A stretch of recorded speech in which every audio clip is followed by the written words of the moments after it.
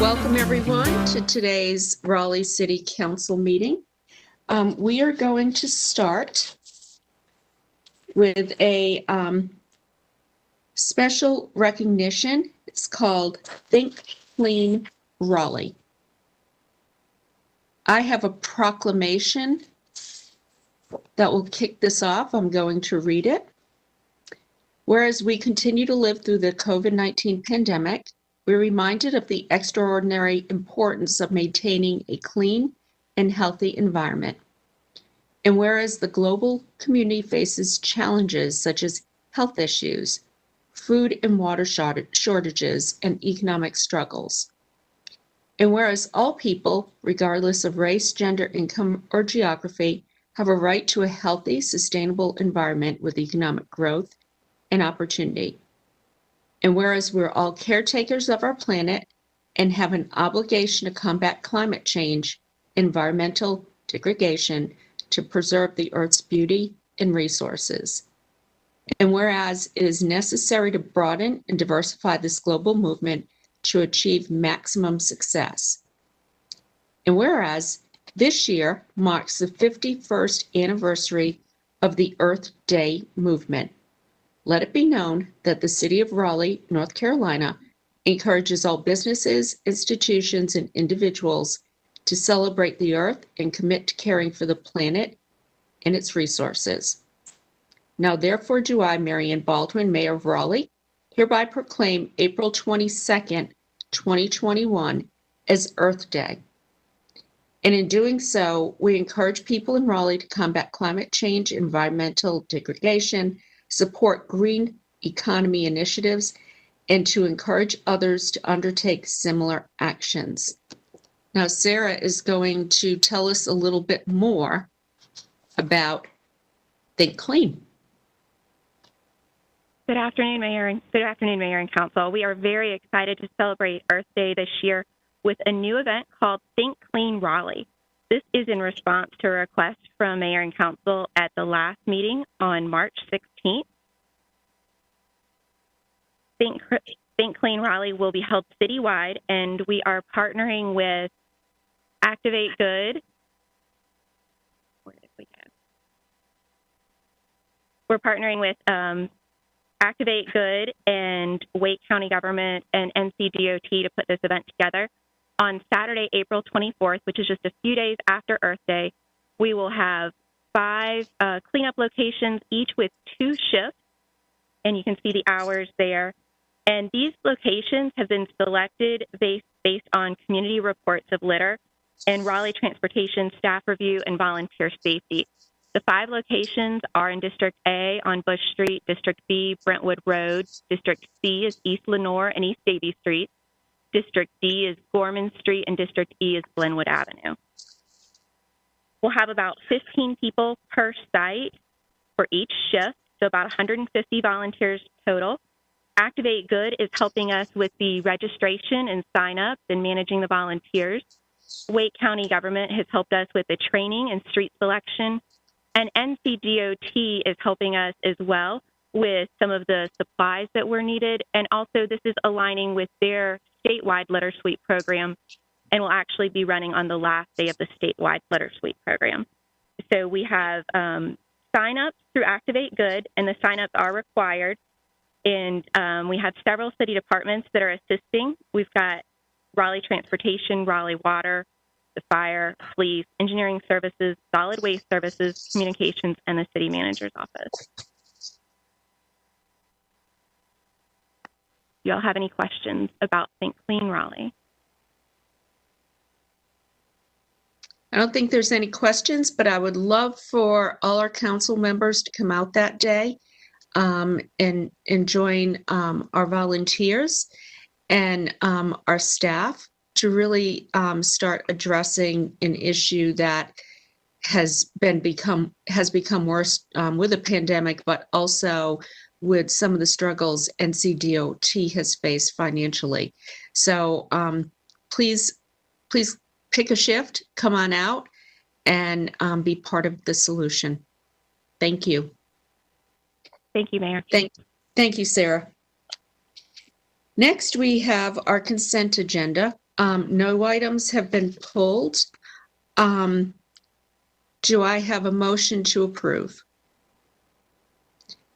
Mayor Pro Tem Stewart has made that motion. Councilor Branch has seconded. All in favor, please raise your hands. Okay, that's unanimous, clerk. Next, we have the report of the Planning Commission.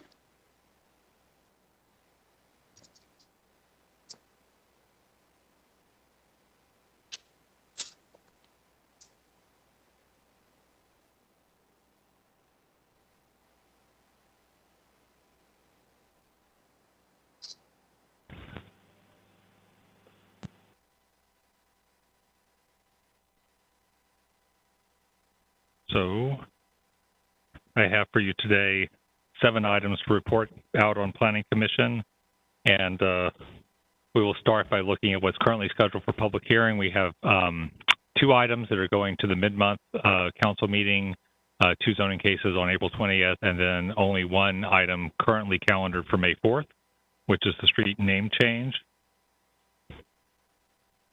So we have, of these items, the first one is not require a public hearing. It is the comprehensive plan action or progress report, and it's simply a recommendation for staff authorization. Then we have 6 items for public hearing.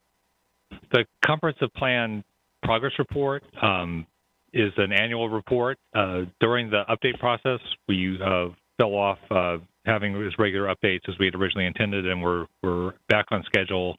This looks at the prior year of zoning cases and policy changes and implementation steps and action items.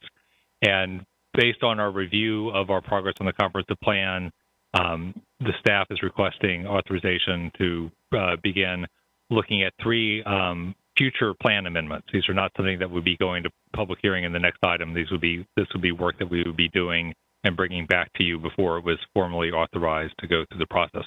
That would be area-specific guidance for an automatic review or reevaluation process. We adopt area plans. They go into the comprehensive plan, but there's no trigger for looking at them and refreshing them or updating and ensuring that they are still relevant over time. This would provide some guidance on that. How many years should go by before we take a look at these and make sure that their policies are still relevant. The second one is modifications to some of the future land use categories for clarity.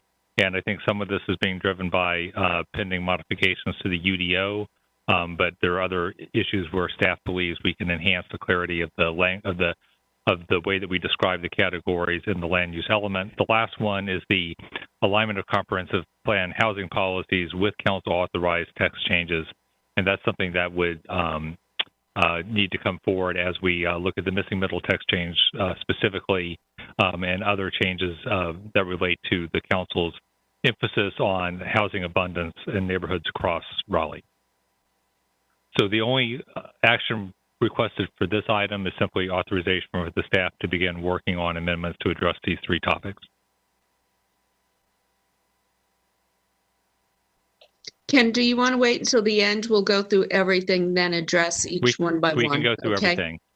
The next item is, along with the progress review, we are bringing forth, we have brought forth some specific plan amendments, mostly technical revisions under the number of CP 520. And a lot of this is adjusting action items. When action items are complete, we remove them from the plan. If they're deemed obsolete based on staff review, we also recommend removing them. In some cases, an action which is ongoing has been replaced with a policy if that's a better fit. And sometimes there's a minor change in an action in the content of an action item. And when we say minor change, the intent of the action is preserved, but we might tweak the title or description. Planning Commission has recommended approval of this on a 7-0 vote, and we've recommended a May 4th public hearing. TC 1620, special flood hazard areas. This is a significant text change that originated from the Stormwater Management Advisory Commission. It modifies the UDO regulations for development within the floodplain.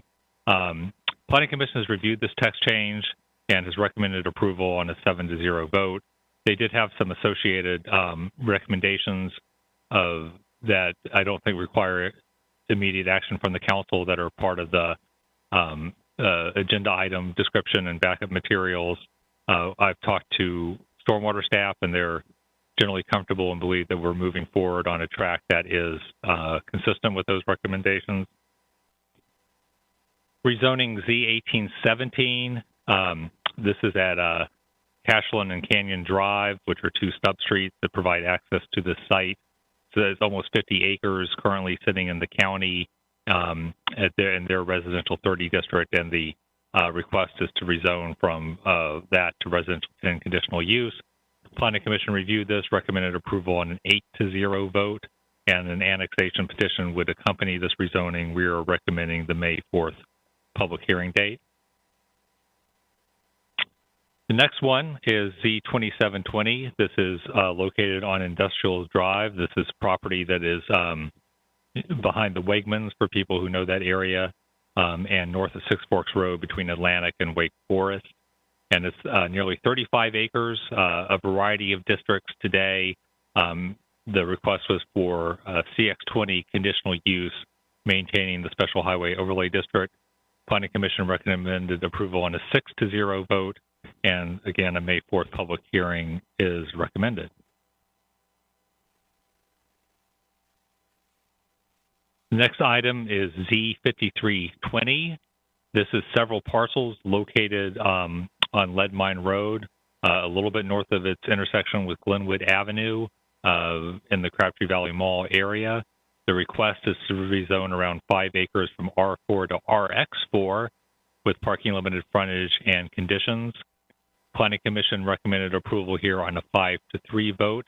A majority of the commission found the request to be generally consistent with policies regarding housing and building and growth centers. The dissenting votes echoed neighborhood concerns about traffic impacts and scale of the development. The recommended public hearing again is May 4th.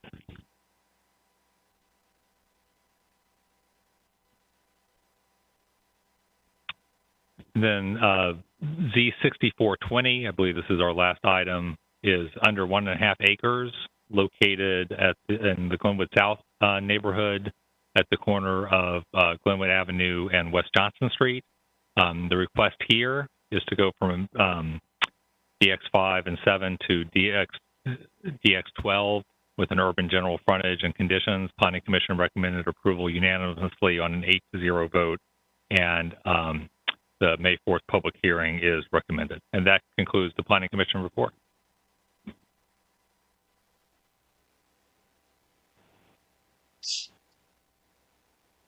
Okay, we'll take each item one by one.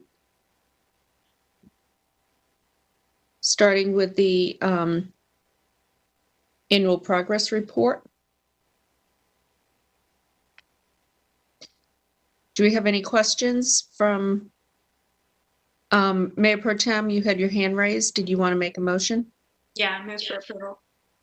Okay, do we have a second? Councilmember Melton has seconded. All in favor? Anyone opposed? Okay, clerk, that passes unanimously. The next item is the Omnibus Comprehensive Plan Amendment CP 520. Do we have any questions on that?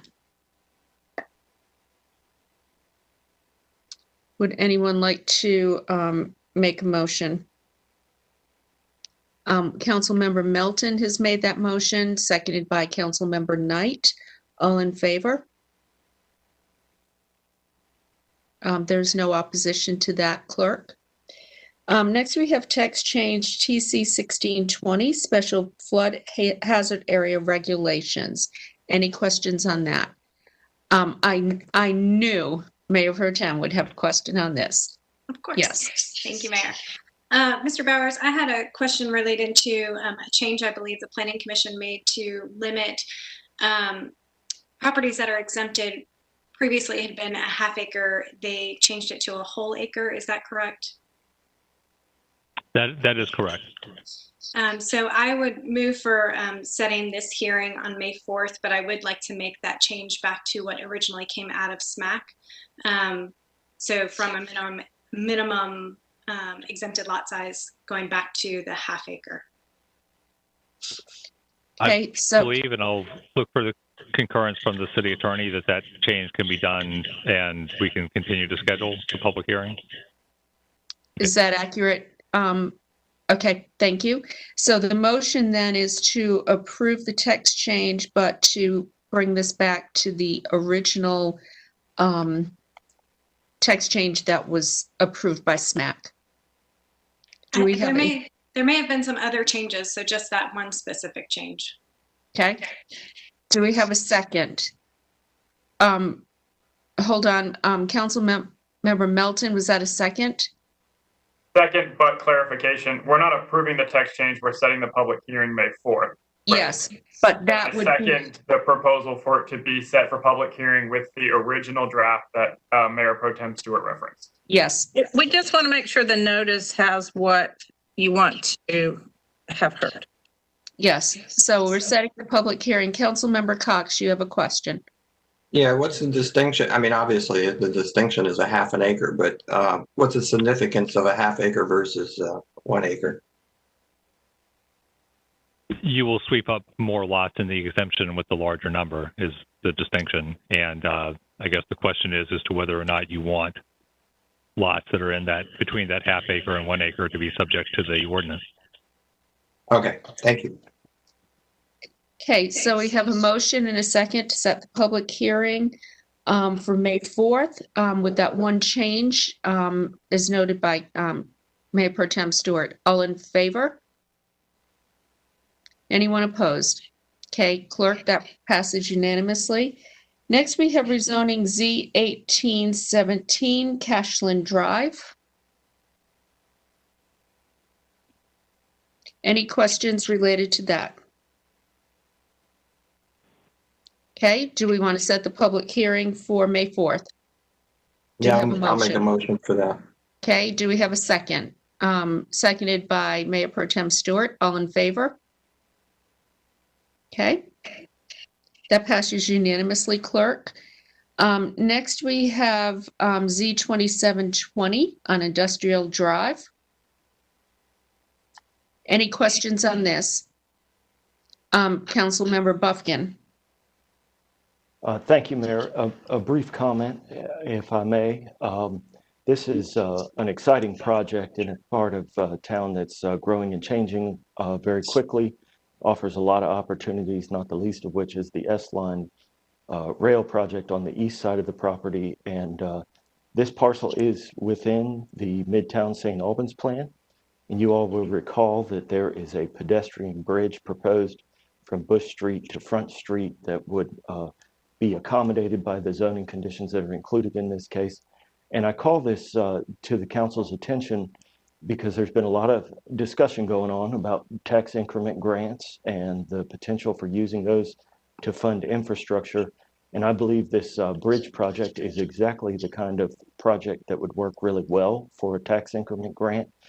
So once we get our policy done, I want to invite the developer of this project to start a conversation with the city about how we can make that bridge happen faster, cheaper, and better for our citizens. So more to come on that as we finish up our policy and take a look at that. I have been in conversations with the developers' representatives, and they're amenable to having that conversation, and I look forward to hearing more about that. Thank you. Okay, do we have a motion to set the public hearing for May 4th? Councilmember Knight, do we have a second? Mayor Pro Tem Stewart, all in favor? Okay, that passes unanimously. Next, we have rezoning Z53 at Lead Mine Road. Any questions on that? Okay, do we have a motion to set the public hearing for May 4th? Mayor, I'll make that motion. I do want to request that the staff do a little bit of additional background work in this conversation that's been going on for several months. The folks who live nearby asked us to take a deeper look or perhaps a first look at some issues related to this case. And so I have alerted to the staff in more detail, but for the council's benefit, those are briefly, if we could get a memo on these 4 items. First, NCDOT's plans for the, I'm sorry, Ken, you having trouble hearing me?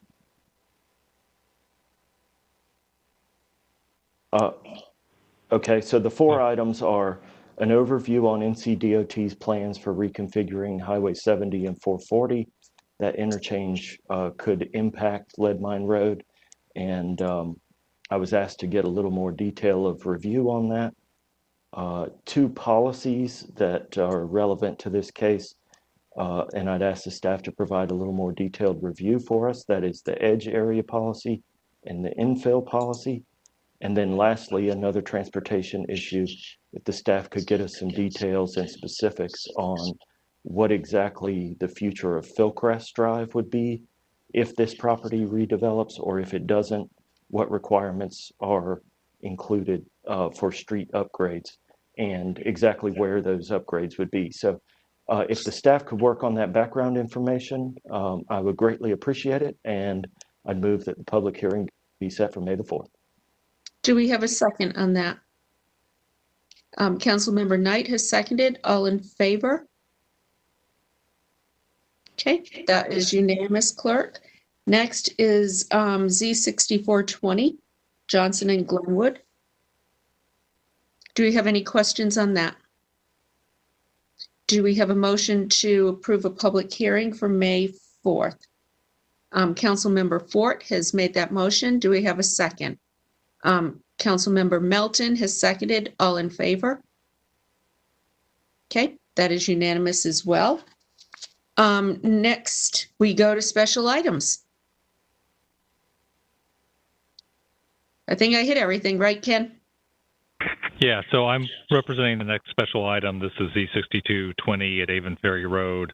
This was held, and it needs to have its public hearing scheduled, and I'm available to answer any questions you might have about it. All right, do we have any questions? Councilmember Fort? Yes, Mayor. I've had opportunity to speak to the prospective developer and several folks in the area, and I think they're going to have some ongoing conversations and discussions. And so I guess my question for Ken is, what is the latest date that we could schedule the public hearing? So off the top of my head, you have approximately 60 days to notice the public hearing. The public hearing has to be noticed around 2 weeks in advance, so call it around 74 days. We're probably, I think this was reported out, was it 1 or 2 meetings ago? And so I would think you would have at least another 2 to 4 weeks to schedule a public hearing and meet the notice requirement. All right. Well, Madam Mayor, it'd be my motion to schedule it on May 4th. Okay. Do we have a second? Councilmember Get a Branch. clarification. Is that to schedule the public hearing for the 4th, or to bring the item back for scheduling the public hearing on the 4th? No, schedule the public hearing on the 4th. Oh, okay. Yeah, you're well within time to do that. Okay. We have a second from Councilmember Branch. All in favor? Okay. That was unanimous as well. Right. Thank you. Thank you. Next, thank you, Ken. Our next text change is text change authorization for tiny homes. Does anybody have any questions on this? I'm making a motion to approve. Do I have a second?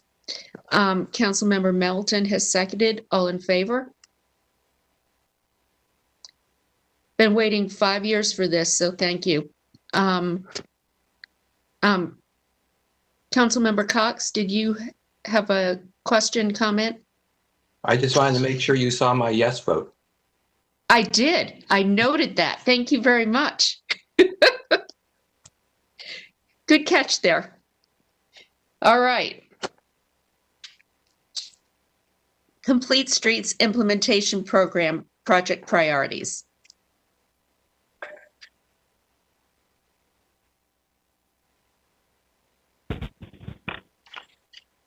Fontaine Burris with Transportation. This is a follow-up to a presentation that we gave at the March 16th meeting.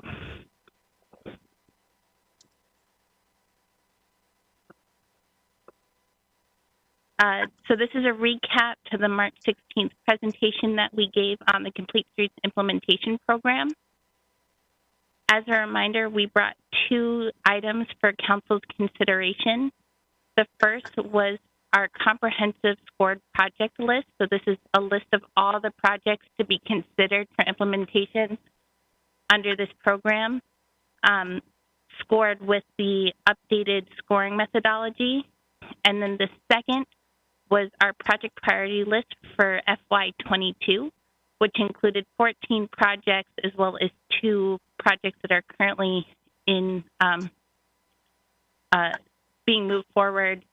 And they do focus on projects that are more quick and moderate scope projects and do not include any major projects. You do have a list of these projects as the attachment in the memo. A quick reminder on the scoring methodology that we use. We updated the scoring methodology earlier last fall so that it would take into consideration former projects under the Capital Streetscape Program, also included projects from the comprehensive plan, including area, neighborhood, and corridor plans. We did apply the updated scoring methodology and then also scoped the project at 3 different levels: quick, moderate, and major. This updated scoring methodology updated some of the criteria, including aligning it with the comprehensive plan, looking at land use and pedestrian generators, also integration with bike and transit, pedestrian safety, and then we also added looking at equity and demographics in the scoring. We have 2 recommendations for council. The first is staff request approval of the comprehensive scored project list, and the second is staff request approval of the project priority list to be included in the FY22 CIP. Following council approval, staff will work on finalizing the cost estimates for the FY22 projects and add them into the CIP to begin implementation. And then we are also going to begin adding and scoring projects from the recently adopted and pending area plans, including Midtown St. Albans, the Western Boulevard plan that is currently being implemented, and the Dix Edge area plan. That concludes my presentation. I will open it up for questions. Councilmember Cox? Yes, could I get some more information about the Falls of News Bridge pedestrian improvements? I'm not real clear exactly what that entails. Yes, so that project, we have existing sidewalks on that bridge. That bridge was currently planned to be 3 lanes in each direction. It is currently 2. There's no separation between the travel lane and the sidewalk. So we're going to use the extra space that we currently have that we had reserved for that 3rd lane to create a buffer with paint and flex posts between the sidewalk and taper the lanes inward so that there's some separation between the traffic and the sidewalk. Would there be enough room then for bicycles on the bridge? That is something that we can consider in the design to make sure that bikes have a safe place to ride as well. Okay, thank you. That would be great. Thank you. Councilmember Melton? Thank you for this. I have a question. It's about a specific project. The second part of the Peace Street improvements, is that something that falls under this program? Because I know that was deferred when we had to make our COVID adjustments to this fiscal year budget. And is that something that would need to be prioritized under this plan? I'm not seeing it, or if that's a separate issue. Are you referring to phase 2 of the downtown north-south connector? No, well, maybe. I know that there were planned improvements for Peace Street, like north of Glenwood, that we had to defer when we made adjustments to the fiscal year 21 budget. It was for sidewalks and streetscapes and I think some other pedestrian improvements. And I'm wondering if that project falls under this plan and when we can expect for it to be prioritized again. I don't see it on the list basically for fiscal year 22. Yeah, and it was deferred from 21. That would be considered a major project, and under these projects, we were focusing on the quick and moderate scope. So it wasn't considered under this program just because of the cost and the size. Got it. So it's a separate issue. Yeah. Got it. Thank you. We might want to consider that when we look at infrastructure projects, should the federal government approve a plan. So, any other questions? Do I have a motion to approve? Councilmember Melton? And that's for both items, the project list and the comprehensive scored project list for the complete streets. Okay, both items. Do I have a second? Mayor Pro Tem Stewart? Okay, all in favor? Do we have anyone opposed? Okay, that passes unanimously, clerk. Next, thank you, Fontaine. Next, we have the report and recommendation of the city manager, and I'm going to hand this over to you, Marshall, and let you handle all three items this time. Thank you, Mayor Baldwin and council. Actually, I have a fourth item as well that I'll tack on at the end. But the first item under the report today is a municipal agreement with NCDOT for West Street Extension. We have Eric Lamb from the Department of Transportation to present this item.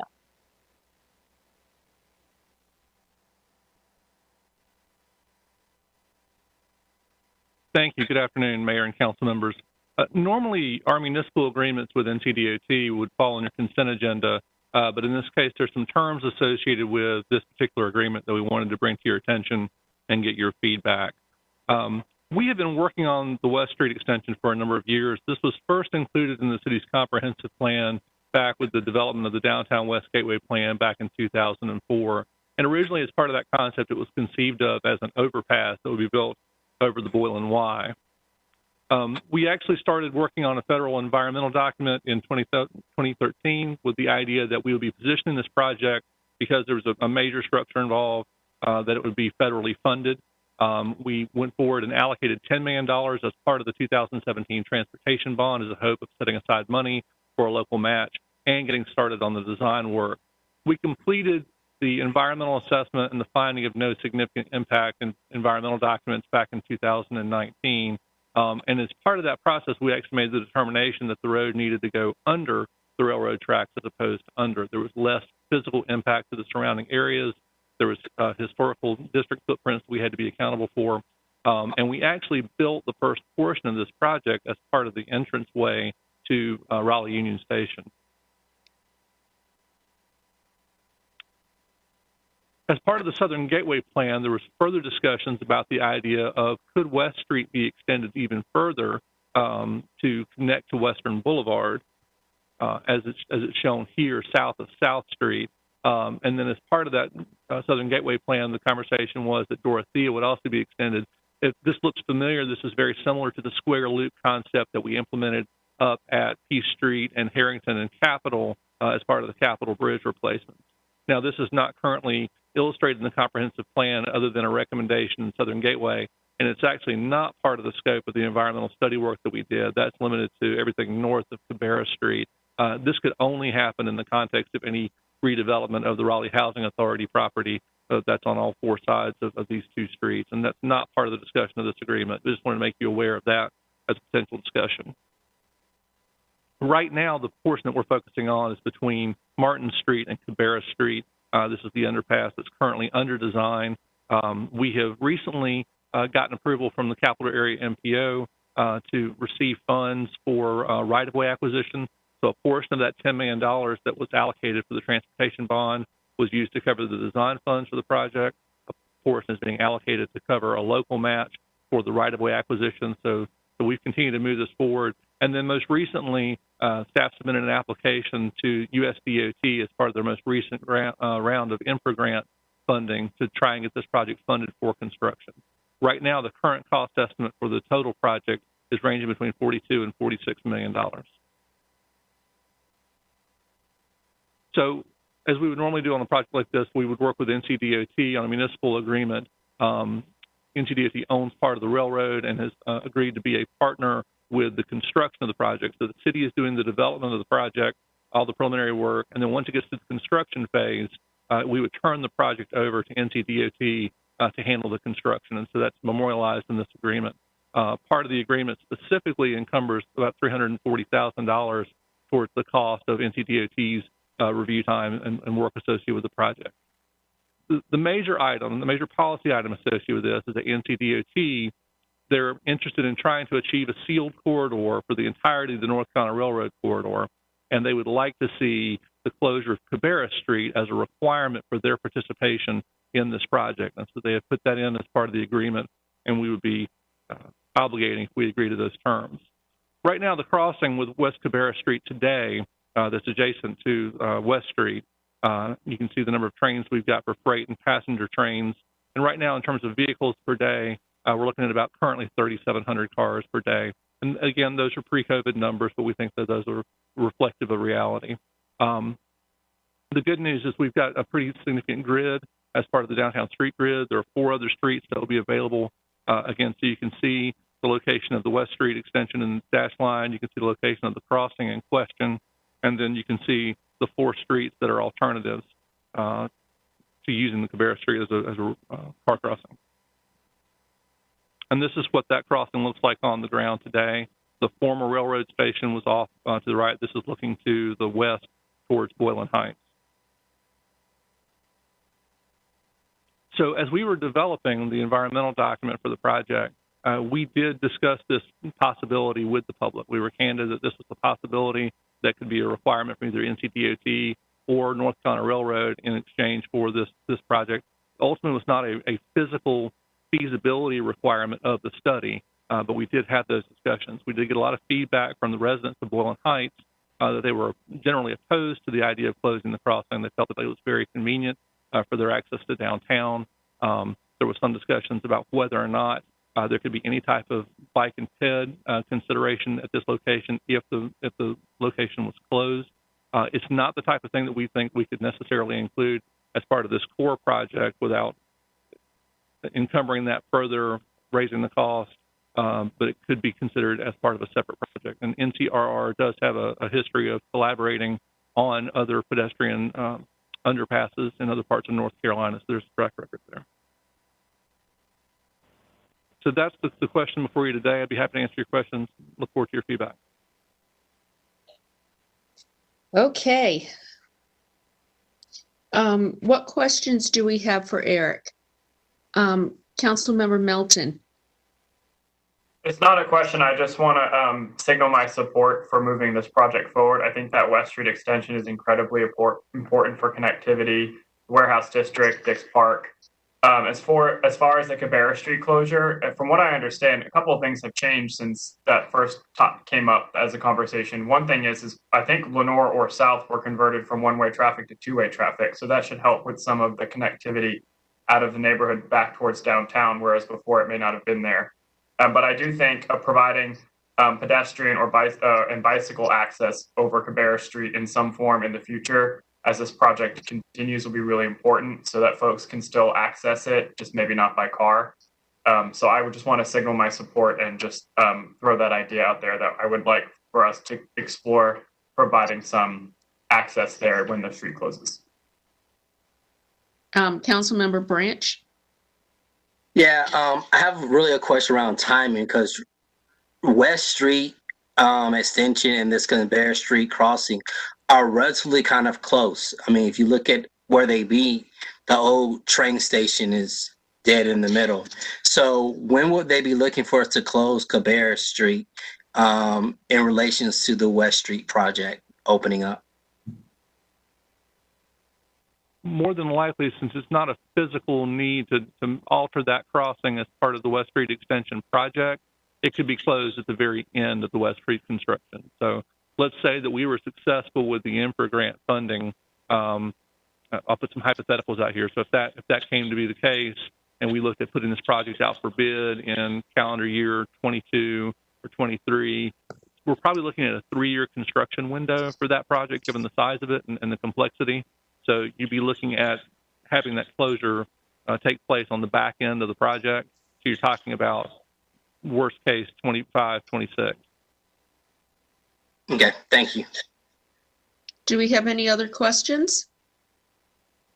Okay, do we have a motion to authorize the city manager to execute the municipal agreement with NCDOT? Councilmember Melton has made that motion. Do we have a second? Councilmember Fort has seconded. All in favor? Anyone opposed? Okay, clerk, that passes unanimously. Thank you. Our second item is the new Bern Station area planning, the establishment of the community partner group, and we have Jason Harden from Planning and Development to present this item. Good afternoon, Mayor and Council. So the item is for Council to appoint a group to assist Planning and Development with the outreach process for the New Bern Station area planning process. I'm going to provide a brief update and then talk about how we were able to solicit interest in serving on this community partner group. So the process itself, a 12-month process beginning with a public kickoff in May or early June. The intent to support transit use, address affordability and equity issues along the corridor, improve access to opportunity, and then also importantly, ensure pedestrian safety hand in hand with this transit investment, making it sure that people are able to walk safely and comfortable to transit stations or their destinations. And part of that would be developing a consensus with the community on zoning changes and other capital investments needed to meet those goals. So to assist in the process with public outreach and input, we're looking at 2 different groups. One is what we're calling a community partner group, very similar to what is being used on the Dick's Edge study, and that is what's before you today. So a group who will help us make sure that we're discussing, that we're reaching everyone in the community that we need to in this discussion, and will actually help with connecting us to neighborhood groups and stakeholders, and at the end of the process, make sure that the final recommendations reflect that input that we've heard. The ambassadors are also a key part of that. They will be paid part-time temporary positions that will be involved in literally doing some of the outreach, either remotely in the moment we're in, or hopefully in person as we're able to move to more of that during the process. So in terms of outreach we wanted to make sure that the group itself, that we had adequate outreach to the community to make sure that people knew about the project in general and also knew about this opportunity. So nearly 10,000 postcards mailed to residents, businesses, and properties. We did a series of My Raleigh subscriptions, email outreach notices, and also a lot of direct outreach to those we knew had been involved in conversations in the past and would want to be involved in this conversation. So churches, community groups, other institutions, and stakeholders along the corridor. We received a lot of interest, 70 statements of interest, and we were glad to see a very diverse mix of age, race, where people lived or worked along the corridor, renters and owners, and so on. We thought those were all very important to make sure that there's diversity among this group. So staff took a first take on this. Obviously, council has the decision on the group membership itself and can add, subtract, replace. But this first suggested possible group includes 8 Black members, a little bit higher percentage than the corridor itself, nearly a third, 35 years or younger. Residents from each portion, we've divided that into thirds, a western, central, and eastern portion. There's certainly some differences. It's several miles, so we want to make sure that the membership reflected those different perspectives as well. business owners, church representatives, and a representative from Wake Med, 2 Spanish speakers, 2 renters, and a mix of income levels. And so I'm not going to try to read through all those names, but that's in the packet of information that you received along with this item. I'm happy to answer any questions about the process in developing this proposed group or the process itself. Does anyone have any questions? Councilmember Branch. It's actually more of a comment. I want to thank staff for the group that they pulled together, and also want to thank those who expressed interest in participating. And though some were not selected for the group, my understanding, all of their meetings will still be open to the public as the groups meet and have this discussion and conversation. So individuals can still gather information and find ways to participate with those that have been selected. But I do want to commend you for getting the worship leaders that are along the corridor, especially, and just thank staff overall for this first step in moving forward. Well, I wouldn't say first because we've done a lot for transit overall, but as far as the community group, thank you. I've had some great conversations already with some of those faith leaders. Felt like it was very important to make sure that they were central to this process. I'm really appreciative of their willingness to serve. They're very busy people, and I feel great about them potentially being a member of this. I also wanted to add that for people who had expressed interest, clearly those are people who are very community spirited and want to be a part of this. We want to make sure we don't dismiss that we leverage that. So throughout the process, not only obviously can they take part, but we're going to make special efforts to reach out to them in particular, let them know about upcoming events. In a sense, almost an online focus group that can help with the outreach as well. So we want to make sure that we're taking advantage of the kind offers to participate that we've received. Any other comments? I just want to join Councilor Branch in commending you, Jason, and the team for the significant outreach you did on this and community engagement. Great job. And I think you pulled together a very diverse list of people and really excited to move this forward. So congratulations on that. I'm going to make a motion to confirm the membership of the Community Partner Group for New Bern Avenue. And Councilor Branch has seconded that. All in favor? Okay, that was unanimous. Great work. Thank you. The third item is one that is becoming a regular. And although we love Derek, we're kind of tired of the COVID updates. But since there's been some recent activity and changes throughout the state, Derek Reamer from the Office of Emergency Management and Special Events will provide a COVID-19 update. Thank you, Marshall. We'll get the presentation loaded here and kick it off.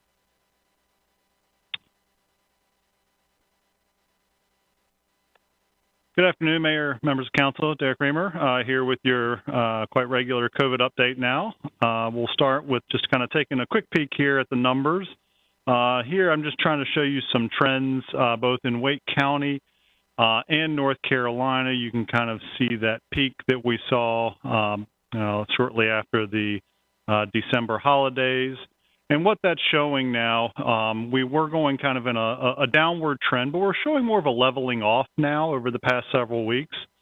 Still in a fairly decent position, but certainly something we need to keep in mind. The state's updated color-coordinated map by county no longer has any red counties, so that's a good thing.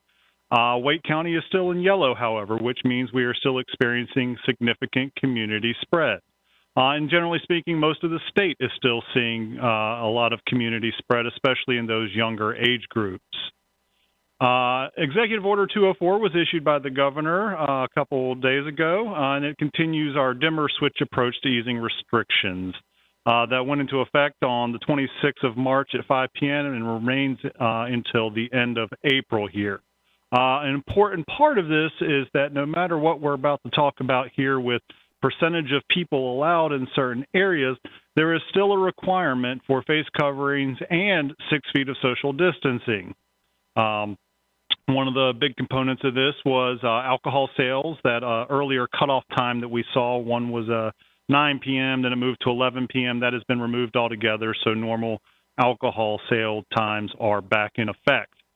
As we look a little bit deeper at what this now means for some of our businesses, our restaurants, breweries, and gyms can have up to 75% of their capacity indoors and up to 100% outdoor. And I'm going to preface all of these by saying it's up to these amounts because remember, you still have to have that 6 feet of social distancing. So as long as you can have that 6 feet of social distancing, then you are allowed to have these maximum capacity numbers or increased numbers. Bars, conferences, and arenas, 50% indoors and outdoors, 100% at your museums, retail businesses, salons, and the like. And the gathering limit for mass gatherings has gone from 25 up to 50 people inside and up to 100 people outdoors. So looking at how this impacts some of our programs, you can see that 50 to 100 people outdoor rental increase there for our parks programming. And a very important week this week in Parks, Recreation, and Cultural Resources as summer camp registration has begun.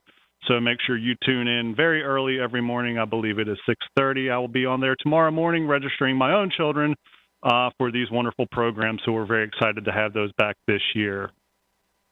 Looking over at the Convention and Performing Arts Center complex, because of the difference in some of the venues, they can have between 50 and 75% of capacity.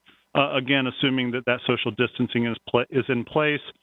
They've also are working hard on bringing back some events, some dance competitions, a handful of graduations, a volleyball tournament, and then we'll hopefully see some symphony, pine cone, and ballets here in the coming months as they're working on coming back in person as well. Some exciting things here as we look forward to slowly reopening. Looking at special events, these are now open and being reviewed on a case-by-case basis. Again, we're complying with the state's orders on mass gatherings, and that is currently at 100 people outside. We still have to abide by that face covering mandate and social distancing. We work with the event organizers to make sure that there's very strict safety and wellness protocols, just as we would see at any indoor facility. And that requires a lot of creative planning, and we're trying to work through that with as many of these organizers as possible. We did have our first permitted race this past weekend since March of 2020, and it was a very successful race down on the Greenway. People out running 20 kilometers, and I think that went very well. We worked closely with that event organizer to do staggered times where people were being released from the gates to really make sure that those 100-person limits were met. And so that was a successful event, and we look forward to more of those in the future. Dine Out Downtown, another great initiative by the Downtown Raleigh Alliance, is taking place every Saturday from April 3rd all the way through June 26th, and it's going to alternate between the 4 locations there you see: Fayetteville Street, City Market, Warehouse, and Glenwood South. So kind of moving around, trying to help as many of our downtown businesses as possible get out and extend that dining area. So another good effort there by the DRA. Shifting gears a little bit, looking at vaccines and our vaccination efforts here in the county. Wake County opened up to the rest of Group 4 back on the 31st of March, and tomorrow, anybody who wants a vaccine will be eligible here. You can register right now, but just remember there is still that demand is outweighing the supply here in Wake County. With that, though, we got a great allotment this week of 28,000 first doses, which is the largest yet here in Wake County. So while that demand is still outweighing supply, that's still some really positive news there. Looking at those vaccination sites, a new one opened up this week up on Departure Drive. We have the 2 sites at Sunnybrook Road and Carrier Drive, and then the big mass vaccination drive-through site over at PNC Arena. Which, not to be in competition, but it is really knocking the socks off the federal site over in Greensboro. So kudos to our partners working out at PNC every day to get folks vaccinated. The county also continues to do a lot of community outreach and getting equity in our vaccine distribution, working with a lot of community partners and homeless shelters to really get as many people as we can vaccinated by going out into the community and making sure that it's as equitable as possible. And then one other piece on this is when you start signing up for vaccines now, you'll be able to see ahead of time what brand of vaccine you will be getting, whether it's the single-dose Johnson & Johnson or the 2-dose Pfizer and Moderna's. Just quickly looking at our employee numbers here for both the city employees and our Go Raleigh partners. When you look down at the March numbers, we had 49 city employees positive for COVID and 0 for Go Raleigh. So again, kind of following the similar trends that we saw earlier in the presentation for the population as a whole. Hopefully those numbers will continue to go down here as more folks are being vaccinated. So looking ahead, we continue to prioritize the safety of everybody in the community. We continue to follow that guidance from the state.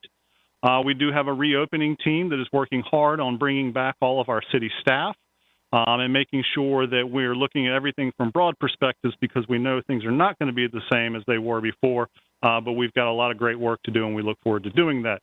So as we look at this fine citizen enjoying their time at Dine Out Downtown, I will be happy to take any questions you might have.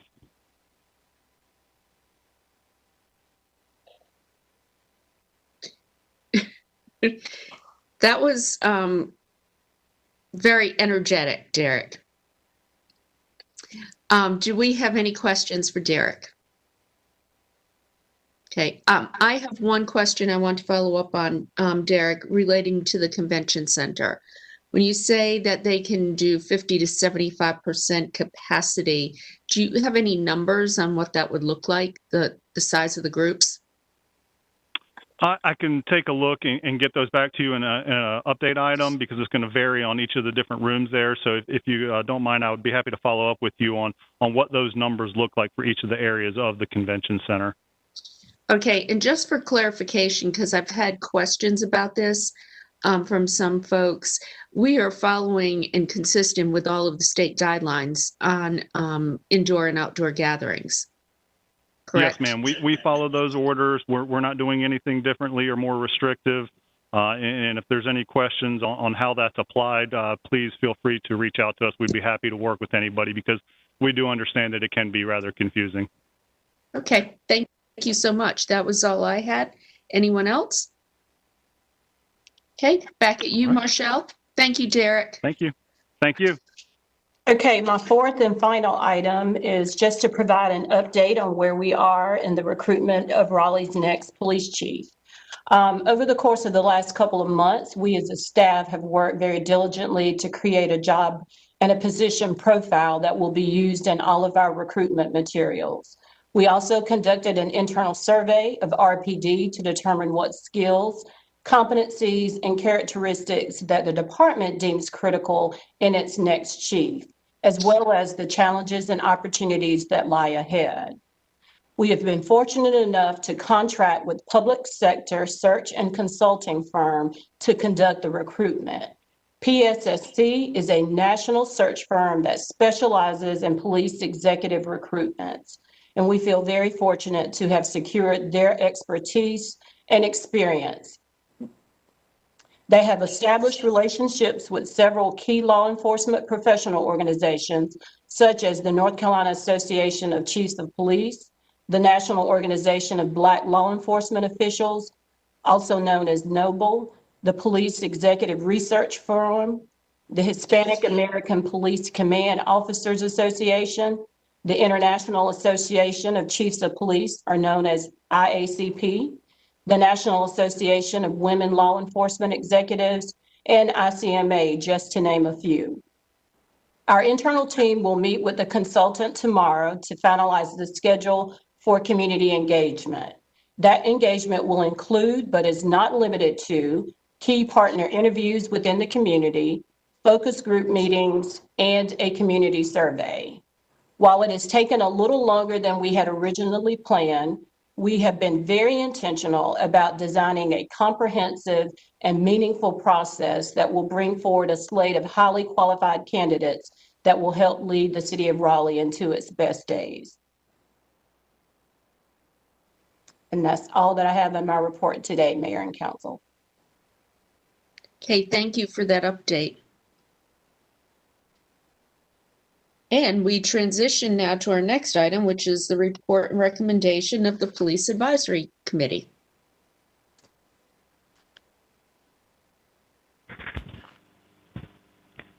Good afternoon, Mayor and members of Council. I'm Dr. Audrey Caesar, Executive Director of the Office of Equity Inclusion. And today we're going to present the bylaws and work plan for the Police Advisory Board.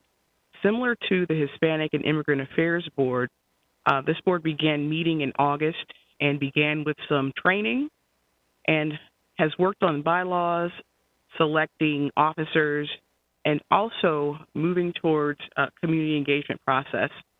So here to present more about that, we have the chair. Before I introduce the chair, I want to let you all know that there's an additional document coming which outlines some policies. Those were omitted from the presentation, so I just want to let you all know that that's coming. So the chair of the Police Advisory Board is Sheila Alameen Khashoggi, and she will present at this time.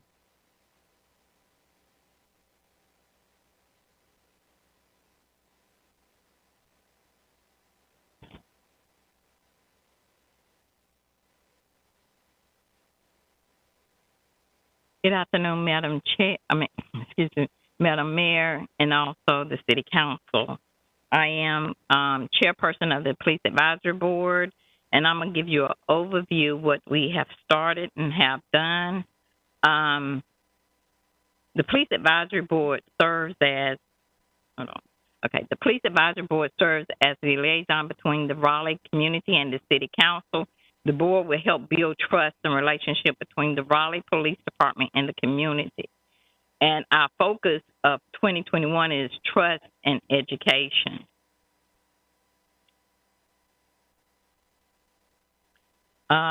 Created in February 2020 in response to advocates' call for social accountability, social justice and police accountability, the board's responsibility review existing Raleigh Police Department procedures, contribute to fair policy development, engage community members through educational outreach on Raleigh Police Department directives. Note, the board will not conduct investigation, hearing testimonies, or contribute to disciplinary actions. The board will not respond to citizen complaints nor collect the data. Any complaints received by the city will be shared with this board to drive their work prioritization. The board completed 3 weeks of training with Office of Equity and Inclusion, police overview, selection and training of officers, crisis intervention team training, research and planning, community policy, policing, and intelligence-led policing. Legal overview use of force and non-biased policing, body-worn cams, and interim affairs process. Due to COVID, the following training are forthcoming: RBT, submission demo, traffic stop, firearms and simulators, and 2 ride-alongs. The bylaws committee purpose was is responsible for developing and maintaining the Police Advisory Board bylaws. The goal to develop founding bylaws to govern the board. Policy and Procedure Committee, the Policy and Procedure Committee is responsible for overviewing and providing recommendations regarding Raleigh Police Department policies. Goals at minimum, the Policy and Procedure Committee will review 3 Raleigh PD policies by June 30th and 21st. I'm sorry. And this is the one of the things that was omitted, one of the slides that was omitted on what policies that we already reviewed and we discussed and we're ready to start acting on. 1108-01, use force and weapons. 1, policing under 1108 deals with police practices. 2, a thorough analysis of this policy is needed to make sure it is clear, orderly, and comprehensive, especially in its use of chemical agents to disperse crowds. This escalation tactics and technical and to edit or amend these policies were needed. This was referred to in 21 CP's recommendation 9. And we are using 21 CP report as our guide on what exactly we need to really be focusing on. Also, these are the policies that the community is very much involved in. 1107-02, response to disaster, civil disorder, crowd control, mass arrest. 1, policies under 1107 deals with emergency procedures. 2, civil disorders needs to be a standalone category with crowd control and mass arrest as standalone policies. 1109-18, body-worn cameras and mobile video recording. 1, policy under 1109 deals with field procedures. 2, we are currently looking at this policy and will give a presentation on this one at our next meeting, which will be the fourth Wednesday of this month. As we noted, we also noted that 21 CP Solutions made 6 recommendations, numbers 30 through 35 on pages 43 through 45, based on policy 1109-21, special events and dignitary security, concerning the May 30 through 31st events in the Raleigh Police Department's after action report. We have demanded to be given this and all the other policies documents that 21 CP was allowed to have for their report.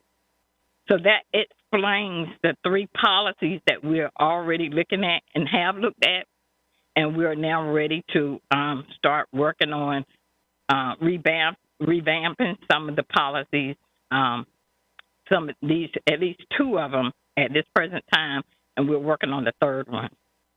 From the review of Raleigh RPD's policies, the Policy and Procedure Committee will develop talking points to be used by the Committee Engagement Subcommittee for Education and Outreach to the public. The Policy and Procedure Committee to identify policies of interest to the public. And I just said these was the 3 policies that was of most interest, and these are the ones we found in the 21 CP Solution report. So we are using 21 CP Solutions report as our guide on what policies need to come first, second, and third. So the board has agreed, and we're all ready for the next phase, which is help to develop these policies correctly, make sure they're implemented properly. The second committee we have is Community Outreach and Education Committee. The Community and Education Committee will build relationships between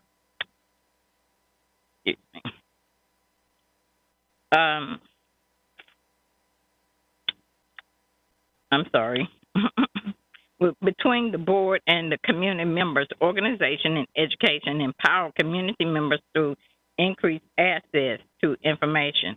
Goals: host virtual Know Your Rights events in partnership with RPD. The community will host public education events that will provide information on individuals' rights when interacting with law enforcement. 2, host an introductory event between the board and the general public, where public can learn more about the board, its mission, and its scope of work. Also, the community committee is working on a survey to give the community's input on the new police chief, and will design an interactive community web page. And that's all I have for you today. Thank you. Any questions? Okay, let's see. We will start with Councilmember Cox. Yes, thank you for the presentation. It was very informative. My question is really for staff. 3 policies were cited in the presentation. I was wondering if we could get a list of all the policies that the Police Advisory Board could potentially take a look at, along with a short description of those policies. It'd be nice to have that in front of us so that we have a summary. Yes, so at the conclusion of this meeting, you will receive a list of all the policies mentioned today that the Police Advisory Board will be working on. Well, I would like to see the totality of policies for the police department that we could get that list, at least the ones that can be released publicly. Okay. So Thanks. I'm trying to think of the total number of policies. We do have all the policies currently listed on our website.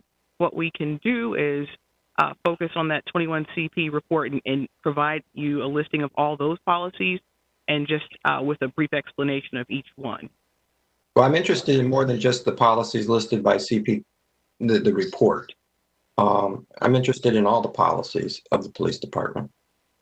So we can do that, Councilmember Cox. We can provide a link to the RPD website. There are approximately 143 policies on the website, and you'll be able to figure out which ones that are public from there. Thank you. You're welcome. Thank you. Please recall too that when we refer the 21 CP to the board, we ask them to look at those issues that they recommended for improvement. So that was like a top priority. So who else has their hand had it? Councilmember Buffkin. Thank you, Mayor. I'm supportive of this work plan, but in the context of this board needs to do a better job. I've heard from a number of constituents who are concerned about what they're hearing and seeing out of our police board. Board members asking for things that we all know state law does not allow them to see, and board members abusing our staff. Now, this is an obvious area of improvement, and this is important work, and we're counting on this board to help the council out and help the community resolve some of these issues so we can have more harmonious relations between our police and the community. So like I said, I'm supportive of going ahead with the work plan. I think the presentation needs some clarification that the board's not entitled to review all policies under state law, and the city council can't even see some of these policies. So there's some room for improvement here. You all have my support and encouragement if you're willing to pursue that better path. Any other questions? Okay, thank you, Sheila, for your leadership on this board, and we appreciate you moving forward. And also, the council, we have 2 openings on this board. I will be looking for some guidance from Dr. Caesar on what positions we need to fill. I know we lost somebody who had mental health background, and so that is needed, and I believe an attorney. So I just want confirmation from, say, Dr. Caesar and the board that should be the areas that we're looking at. One, we already have another attorney, which is Deontay Thomas took the place, moved up from alternate. So we do need a mental health position, a person, and then another person, because that means we have 2 lawyers. We have Miss Genevieve Sims, and we have Deontay Thomas. Okay, thank you for clarifying that. Very helpful. All right. Thank you. Thank you, Sheila.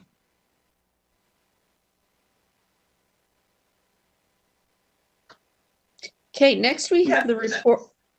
Madam Mayor, do we need to approve the work plan? Oh, yes, we do. Move for approval. Do I have a second? Okay, seconded by Councilor Melton. All in favor? Okay, that is unanimous. I would like to ask Dr. Caesar, when is the group's next meeting?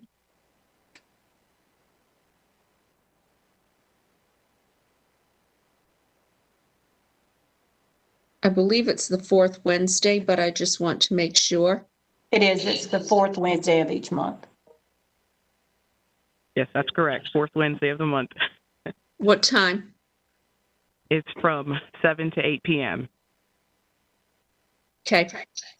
Thank you very much. Mayor. Thank you.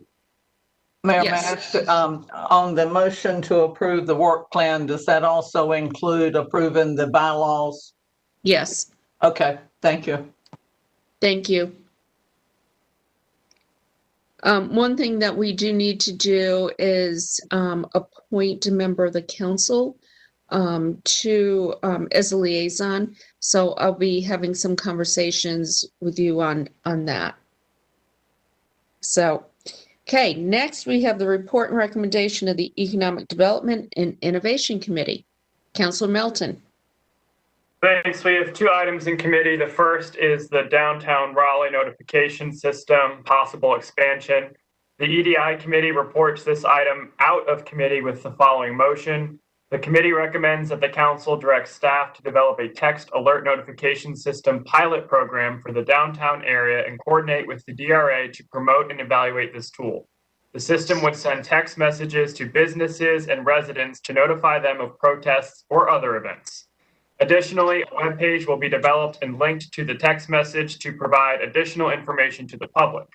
After the pilot program has been in place for approximately 3 months, the system will be evaluated for possible citywide use. So that is the first motion. I will second. All in favor? Anyone opposed? Okay, that passes unanimously, clerk. Okay, the second item in committee is the community-centered economic development / strategic small business investment, otherwise known as corner stores. This item remains in EDI for further discussion, but the committee makes the following 2 motions. The committee recommends that council direct staff to re-examine the mobile and temporary retail program, including food trucks in the right-of-way and related regulations, and provide any recommended changes to council to provide additional flexibility for mobile retail throughout the city. The committee also recommends that council direct staff to develop the next steps for a pilot program using city parks for a neighborhood healthy food access with farmers markets. Before developing a pilot program, staff from Parks and Recreation must work with the city attorney's office and risk management on liability questions, identify where to host the markets, establish the agreement tool, and identify the partners. It is also understood the pilot program would begin in fall 2021 at one park location. However, staff is encouraged to explore the possibility of having the farmers market pilot program at 2 community center locations. So that's 2 additional motions. A second. Oh. Although I think Councilor Branch had his hand raised, so I'll acknowledge him as the second. Okay. All in favor? Okay, that passes unanimously. I just wanted to commend the staff for coming forward with some really creative ideas. I love the idea of using parks for farmers markets. It really could help improve service. So I just want to commend them. And Jonathan, what is still in committee? We're going to continue our discussion of in the abbreviated form, corner stores. At the last meeting, we talked about corner stores. We also talked about accessory commercial units, and we need to do some more work on both of those items before the committee is ready to make a recommendation. So we will continue that work. Our next meeting will be the 27th at 1:30, and it will be a virtual meeting. Okay. That's all I have. Thank you. Next, we have the report and recommendation of the Growth and Natural Resources Committee. We have no report and 1 item pending that we will take up at our next meeting, which is currently planned for April 27th at 4 p.m. and it will be held virtually.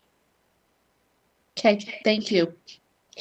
Next is the report and recommendation of the Safe, Vibrant, and Healthy Communities Committee. We will be having a meeting at 11:30 on the 20. Let me see. That's the 27th, I believe. And there's a couple of things I want to discuss. We have the issue of homelessness and helping our homeless community in this committee right now. Last time, Lorena McDowell from the county was there. she talked a little bit about policies that were in place that presented challenges to housing families. And I would like to ask her to come back and talk to us a little bit more about that. We also had the topic of healthy hotels come up and would like to have deeper discussion on that and perhaps invite Triangle Family Services to talk to us about what they did and how they worked on their healthy hotel, which they did on behalf of the county. I'd also like to ask Dr. Klausner from Wake Med to come speak to the committee. He has been very involved in the White Flag, but also Oak City Cares and just general volunteer, and also involved from a Wake Med standpoint. I would like his perspective on what we're doing right, what we need to be better at, and then the other item is the encampments that we have seen around the city. I'd like to have that issue brought up as well. Talk a little bit about how we can help those in need. So those would be the 4 items on the agenda. Again, having Lorena come back, having Dr. Klausner come speak to us, and also Triangle Family Services. Question. Yes. We had homelessness in committee, but as I recall, we referred it out with no recommendation. So are we referring these as new items? No, this is still in committee. And the items that we are following up on are the healthy hotel, the policies that Lorena brought up, and I'd like to have the other 2 issues be part of this discussion. Okay. Councilmember Buffkin? Thank you, Mayor. On this topic, you may remember me expressing some interest in Raleigh adopting a plan to end homelessness. And if we could work that into the discussion, I think that holds some promise for the city, and it's a topic we should take up. We could also invite Kim Crawford from the Partnership to End and Prevent Homelessness. She could update us on the work that they're doing.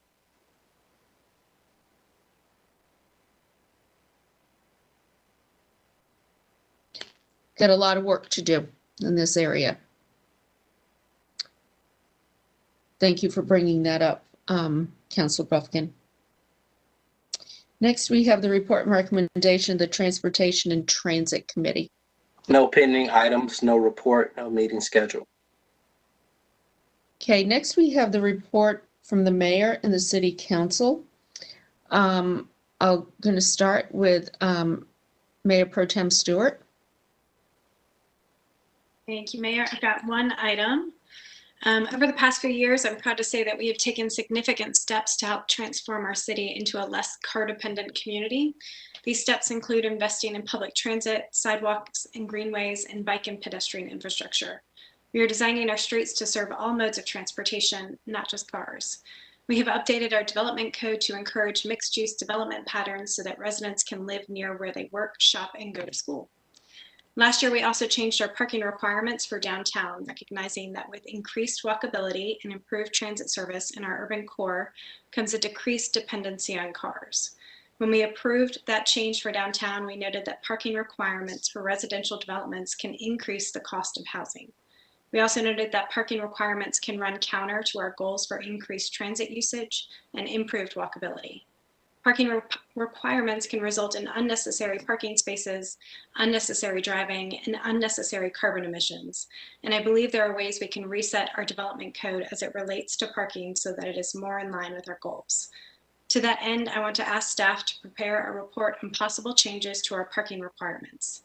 I'm interested in exploring strategies to include eliminating parking minimum requirements and revising our parking maximum standards, noting that a variety of strategies may be best to help us achieve our goals of a built environment that enables healthy car-free lifestyles.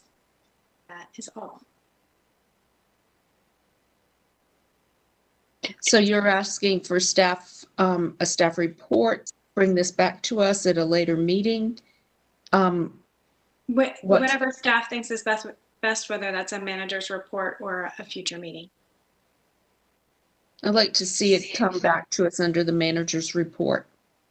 But live.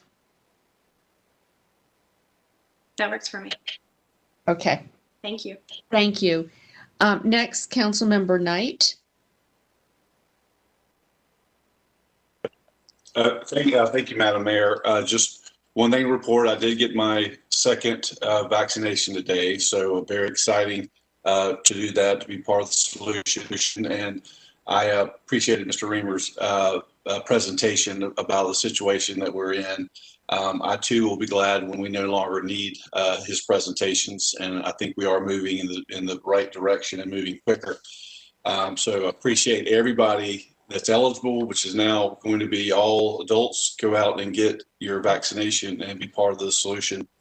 And my only last question is, who is that masked man at the end of the presentation there downtown? Thank you. Thank you. Oh man, people moved on my screen. So now I'm like, I was going in order. Now I'm all confused. We will go with Councilmember Melton next. Well, I have no report, but piggybacking on Councilmember Knight, I was at the Dine Out Downtown on Saturday. I thought it was well attended, very well put together, and I would encourage everyone to check out the next one. And that's all I've got. Thank you. I saw your picture posted. Appreciate you being there. Councilmember Fort. Good afternoon, everyone. I do have a request for the city manager. I would like for us to plan a work session as it relates to affordable housing, to touch on a couple of issues. The first being, what are the options that are planned for the residents of Heritage Park? I think there's a number of misconceptions about what's actually being planned for, the current residents. And so I'd like an update about that. Also, would like to hear what some options are for some of our low income residents that may be displaced by Dix Park and downtown South. Not really sure how many folks that is, but certainly trying to get an assessment of the needs in that area for our low income folks that may be impacted by those two projects. An overview of the expenditures of the last affordable housing bond in terms of what has been spent, and some of the plans for the housing bond that's already been approved. And then also, there may be some proposals that the city housing staff and the planning department are working towards as it relates to some future projects for our city-owned property. So if we could get some sense of some of those items as well. So it's a pretty comprehensive list. A number of them are touch points in District D. So I just kind of want to get some sense of where we're headed. Thank you. Do you have any questions, Marshall, of Councilmember Fort? I think I was able to capture all that, but if I have any follow-up, Councilmember Ford, I'll reach out to you and we'll get this scheduled in the next couple of months. All right, thank you, I appreciate it. Thank you. Next, we have Councilmember Cox. Yes, I have two items, and the first one's related to homelessness. And I want to thank city staff, the county, NCDOT, and especially Triangle Family Services for providing assistance to those who are homeless and living at the encampment at Capitol and 540. A large trash bin has been provided and several loads of trash have been removed to help keep the camp sanitary. However, there is more work that needs to be done. I would like to ask if there is more that we could do in the short term to address sanitation issues. For example, could portable toilets be provided to the encampment? And I'm curious to know, what are we providing in terms of wellness checks on the individuals that are living there? Do they have adequate food? Where are we in terms of providing housing for these homeless individuals? And what other services are being extended and provided to these individuals. I think more importantly, the city manager reported this week about more camps being established, including one off of South Saunders Street. The city initially evicted the individuals from the camp. However, they have returned. And I want to verify that our policy going forward is consistent, that we not evict individuals because we have been unable to provide housing for our growing homeless population. I ask if we can develop a consistent and compassionate policy regarding homeless encampments going forward. So that's the one issue. The other issue is that I continue to have people from the African American community in Raleigh ask about forming an African American Affairs Committee. And I agree with that, that we should form one. We've had a long history in this country, going back to the Civil War and before, of slavery and the brutal treatment of African Americans in our country. And then more recently, we've had Jim Crow, we've had segregation, we've had discrimination. We have people who are alive today that experienced these things themselves personally or had parents that experienced these things personally. And we continue to see abuses today and discrimination today. All we have to do is turn on the news and we can see it. And so I think the African American community is special. I think they have concerns. I think we need to hear from them. And I support forming an African American Affairs Committee. And I'm asking that going forward, we don't have to do it today, but I ask that we revisit this in the near future. And I would ask that maybe we can put this on the agenda for a work session for further discussion. I think it's important. And so that's my request. Okay. Next, we have Councilmember Branch. Yes, thank you, Mayor and Council. And two councilors actually touched two of my items unbeknownst to them. The first one, actually one we discussed earlier, Councilors Fort and I, around homelessness. And one things that I want to focus on is our rehabs. I reached out to Larry Jarvis and his team, but if we can get a presentation and an understanding of our rehab program, I understand there's a waiting list, a 3-year waiting list. If we can understand, is there a waiting list? 2, of the monies that are there, what are the challenges that we're facing in getting people off of this waiting list? And if the challenge is around vendors and workers to do the work, how can we get people in the system to start helping those in need within our community? So the first item that I have is around our rehabs and getting a presentation on the waiting list and the barriers we're facing. The second item, unbeknownst to Councilman Cox, is around the African American Affairs Committee. And I was to make a request that we actually, instead of waiting for the work session, let's go ahead and place this item in our Safe Vibrant Neighborhoods Committee to have a discussion on what the formation of an African American Affairs Committee will look like and what staffing we need. And so that's an item that can be taken up in committee.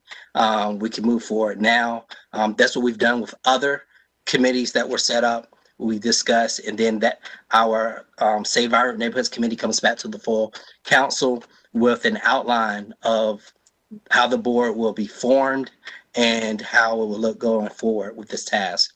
So that is my ask. If there's no objection, Madam Mayor, if we could move forward with that. Yeah, I'll second to your committee. Is that a motion? Yes. And I'll Councilor second that. Cox is seconded. All in favor? Okay. That was unanimous, clerk. Thank you. And next that is all I have. Sorry. Okay, sorry. Next we have Councilmember Buffkin. Thank you, Mayor. Members of council, following our council retreat, I had some discussions with our city staff about additional options outside of bond funding for financing the future Dix Park. And they have identified one tool that's authorized by state law called installment financing. We used it for the initial purchase of Dix Park. And today I'd like to ask that the city manager include in future update some details about that financing option, to identify some pros and cons versus bond funding, and provide us a little detail about how that might work. What was the funding, Council Member Buffkin? Installment financing. Okay. Construction loan, but state law calls it installment financing. So all I need is a little background memo and some details that the council might consider going forward. Okay, thank you. I have 2 items quick. Let me see. First is relating to the downtown, reopening downtown. I'd ask that we do a work session on this. Do we have that scheduled yet? It is not scheduled, but we should have it scheduled by the end of the week. Okay. When do you see that happening, Marshall? Maybe our second meeting in May? In May, yes. Okay. One thing I would like to do with that is invite members of the business community to call in and share with us their ideas. Also tell us what they need. I mean, we can make assumptions, but unless we hear from them, we won't be sure that we're meeting their needs and helping with this objective. And then, of course, working with Bill King to, schedule this and also get the word out to our downtown business owners. And a semi-related item to that has to do with NCDOT owned streets. We have streets like Blount Street, for instance, where we have numerous restaurants and retail, yet we have very busy thoroughfares. And I'm wondering if there's a way to work with NCDOT to do some of the things that we've done in our streets, such as, allowing outdoor dining, parklets, things that could make our streets more friendly to people and pedestrians. And I don't know what the reaction will be from NCDOT, but this is an important element of reviving our downtown. And happy to have conversations with whoever there we might need to talk to, but also would like to see if we could elevate this with our DOT. Sure. Okay. Thank you. All right. Next, we will go to appointments. Clerk? Yes, the first item we have is the Bicycle and Pedestrian Advisory Committee. You have 1 vacancy. Shakima McLean received 7 votes, so would be appointed. And she is a representative from the Mayor's Committee on Services to Persons with Disabilities, as you had requested. The next is the Human Relations Commission. You have 1 alternate member. Richard Averett received 7 votes, so would be appointed. The next is Parks, Recreation, and Greenway Advisory Board. You have 2 vacancies. Gregory Etheridge received 8 votes, so would be appointed, leaving one vacancy for consideration. The next is the Raleigh Transit Authority. You have an alternate member vacancy, and Lawrence Carter received 8 votes, so he would be appointed. So that is all under appointments. Under nominations, the first item is the Historic Cemeteries Advisory Board. About a year ago, the council was having problems getting interested or people interested in serving on this board. And there were 2 vacancies that remained unfilled for quite some time. And a suggestion was made that this board look at the possibility of merging with the Historic Resources and Museums Advisory Board. COVID hit, and so it was sort of put on hold because the 2 boards could not meet together and this type thing. But they have met now and have discussed it and feel that they would like to remain separate as 2 boards. And they also stated if the council would agree to that or allowed that, they would make a big effort to find members who would be interested and qualified to serve, and sort of set a deadline if the council so chose, that if they couldn't get nominees by the end of the month or shortly, that they would look at revising their bylaws, going back to 7 members rather than the 9 members they have now. So I guess the first discussion would be for the council to determine if they wanted to allow them to keep the 2 boards. Councilmember Stewart, you brought this up to begin with. What are your thoughts?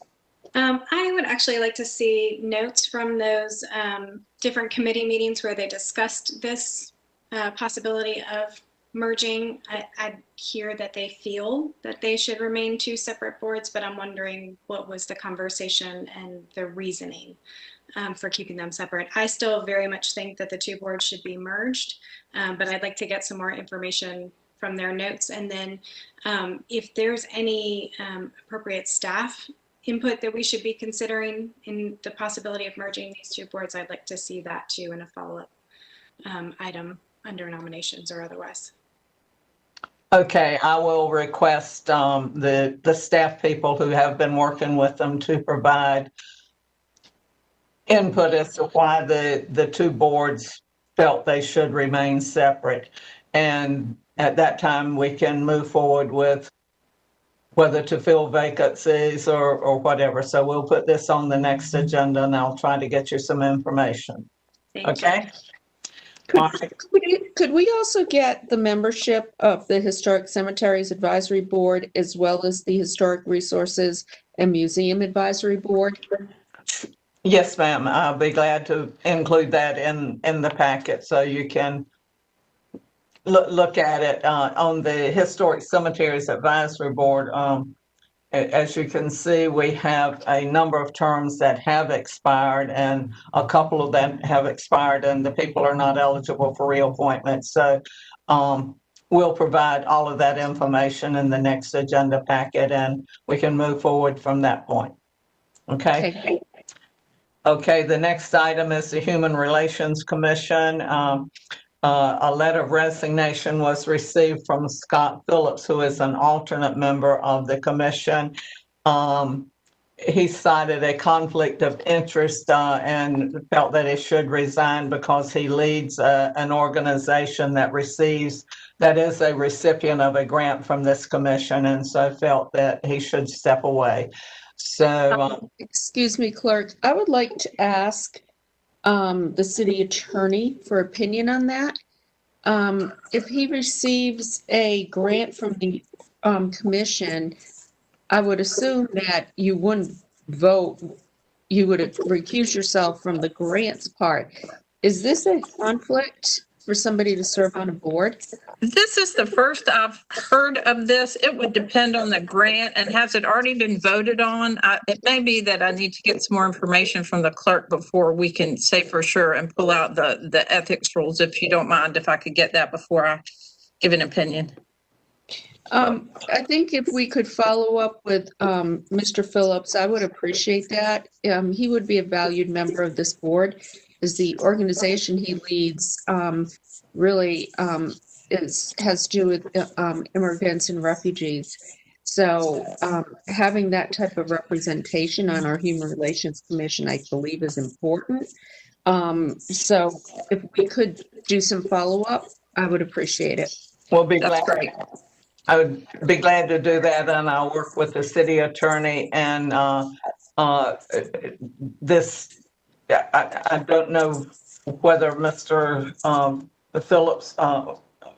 Phillips felt it was a conflict or somebody had mentioned to him that they felt it was a conflict. I'll try to get some more information and we'll put it back on the next agenda.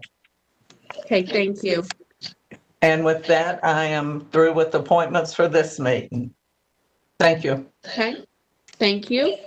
Next, we have the report and recommendation of the city attorney.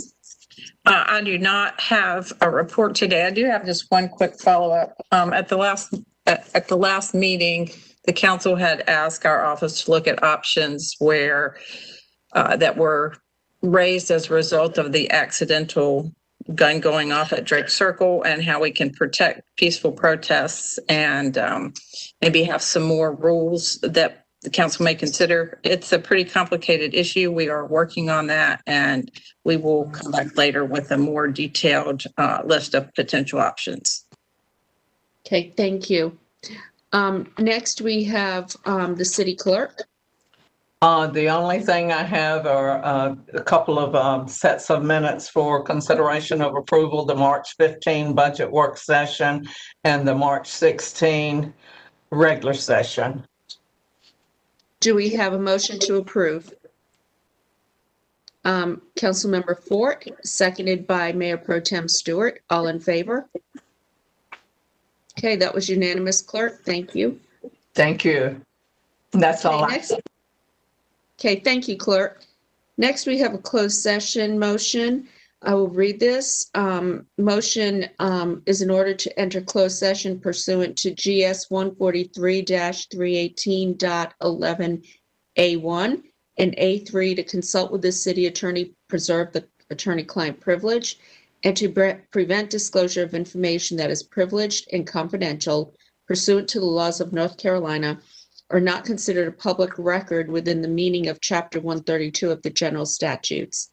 And also GS 143-318.11A5 to instruct city staff concerning the position be taken in negotiating the price and other material terms of a proposed contract for the acquisition of real property by purchase, option, exchange, or lease.